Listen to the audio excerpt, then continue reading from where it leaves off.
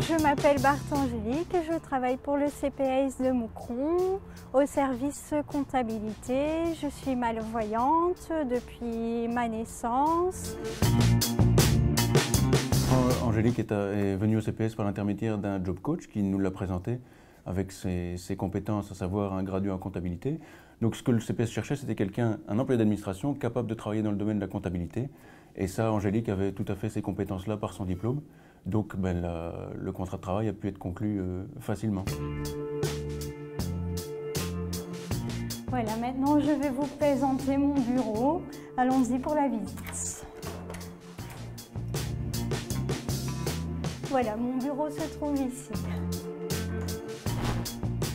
Donc voilà, ici c'est mon ordinateur. Il est donc pour le moment en poste normal comme si vous travaillez avec. Et là je vais enclencher mon ZoomText. Donc c'est un programme spécial conçu pour agrandir autant de fois qu'on veut le texte et les programmes pour savoir travailler dessus. Voilà. Moi, généralement, je fais en 3 fois, mais on peut faire en 4 fois, 5 fois, 6 fois, 7 fois. Et donc ici, j'ai un clavier spécialement adapté pour les personnes malvoyantes. Donc tous les chiffres et les lettres sont en plus grand. On pouvait choisir la couleur des lettres et la couleur du clavier. Il y a plusieurs modèles différents. Ici, vous avez une TV Loupe qui permet d'agrandir les documents papier. Donc voici une facture. Et donc on peut faire bouger le plateau pour voir toutes les informations. On peut aussi agrandir.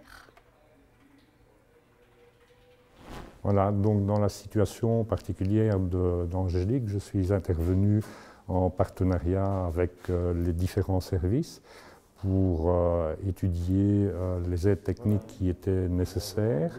Il est évident qu'Angélique ne pouvait se satisfaire d'un matériel ordinaire et le rôle de la WIP est donc de pouvoir financer le coût supplémentaire représenté par l'adaptation du matériel.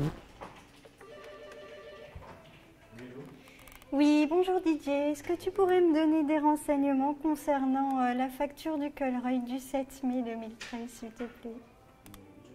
Le travail, c'est tout d'abord un aspect financier forcément, mais de plus un épanouissement personnel de voir que on peut subvenir à nos besoins normalement, comme tout le monde, faire comme tout le monde. Et puis un lien social avec les autres personnes, avec les collègues, avoir une vie entre guillemets normale. Pour un collègue ou un autre CPS par exemple, ou une autre entreprise publique qui aurait peur ou quelques réticences à engager quelqu'un qui a un handicap, des contraintes physiques, j'aurais envie de lui dire qu'il n'y a pas de peur à avoir dans la mesure où tout se passe très bien avec les aides et les personnes qui gravitent autour de l'employeur, du travailleur. Merci, au revoir.